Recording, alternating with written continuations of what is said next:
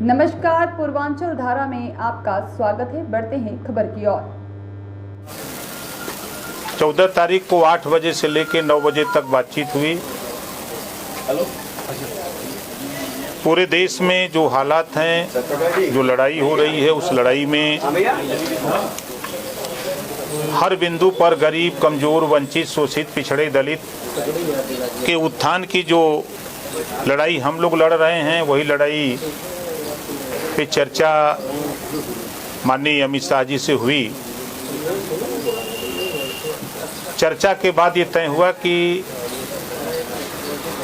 मैं यहाँ से ट्वीट करूँगा और हम यहाँ से प्रेस करेंगे।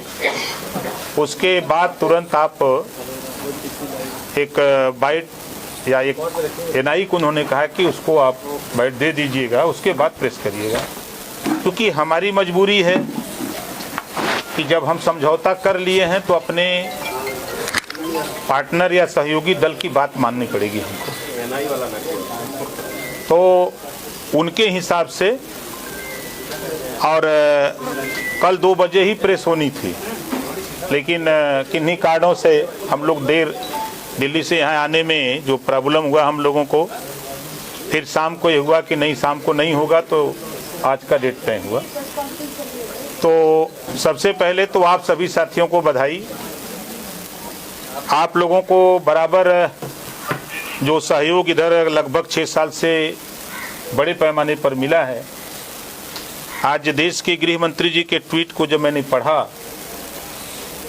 तो ऐसा महसूस हुआ मुझे कि आप लोगों के बल पे भारतीय समाज पार्टी ने उत्तर प्रदेश में एक बड़ा मुकाम हासिल कर चुकी है, जिसको अभी दूसरी पार्टियों को पता नहीं है।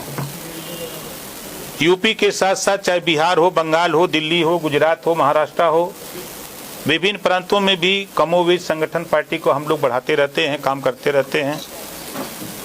जो बातें दिल्ली हुई हैं,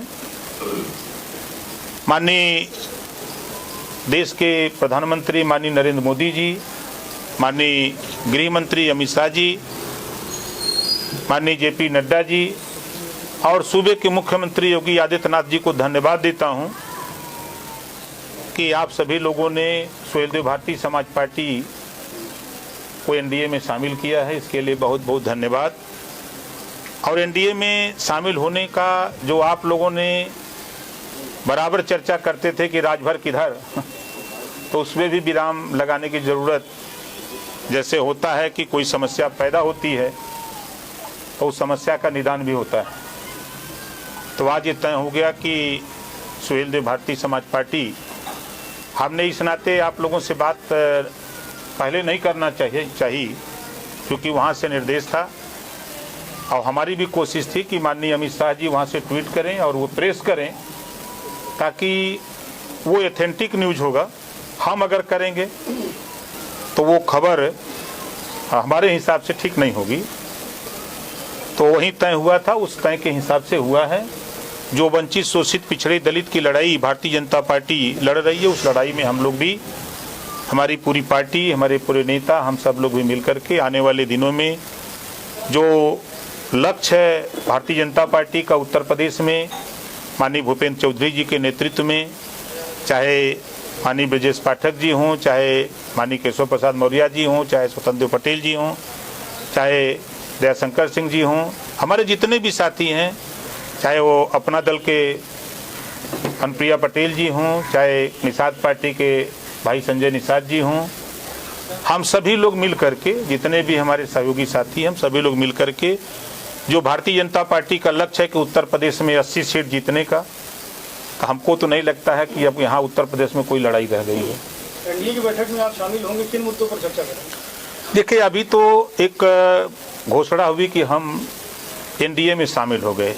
18 तारीख की बैठक में जितने भी दल हैं, सभी दलों की दिल्ली में बैठक है। उसका भी आमंत्रण पत्र माननीय जेपी नड्डा जी के माध्यम से हमारे यहाँ पहुँच चुका है।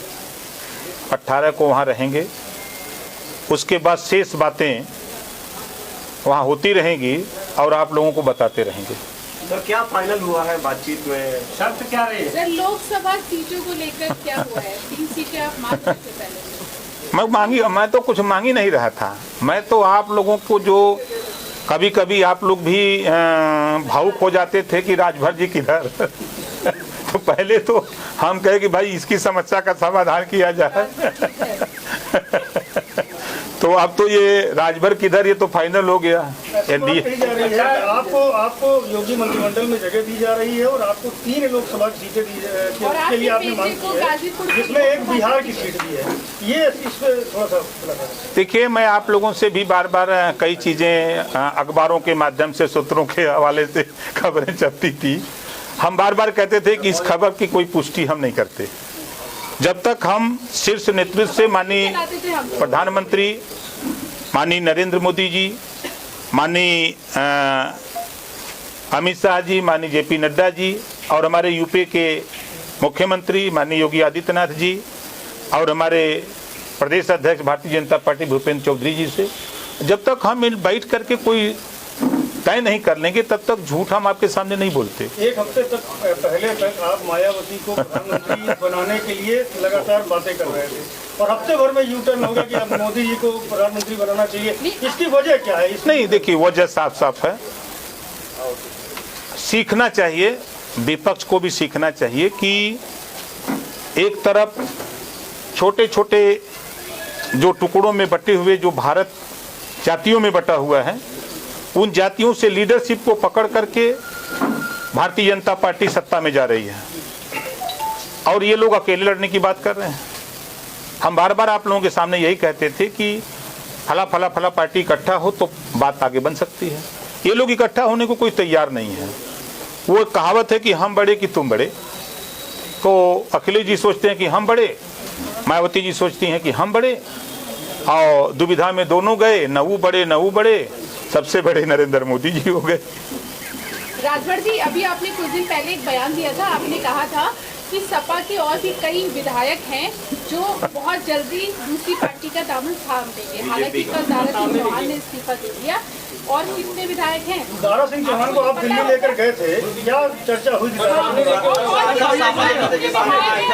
देखिए नहीं देखिए किनको लेके जा रहे हैं? देखिए एक चीज मैं आपको बता दूं, मैं झूठ नहीं बोलता। देश की राजनीति में हम सच के सिवा कुछ नहीं बोलते। हमने कहा था ना, और समाजवादी पार्टी के ने चैलेंज दिया था मुझे, उनके तमाम नेता आप लोगों के सामने आके बोल रहे थे। हमने कहा था कि रहीमन चुप हो बैठिए, देख दिन के फेर आपके स्क्रीन पर ला करके तब आऊंगा। आया ना?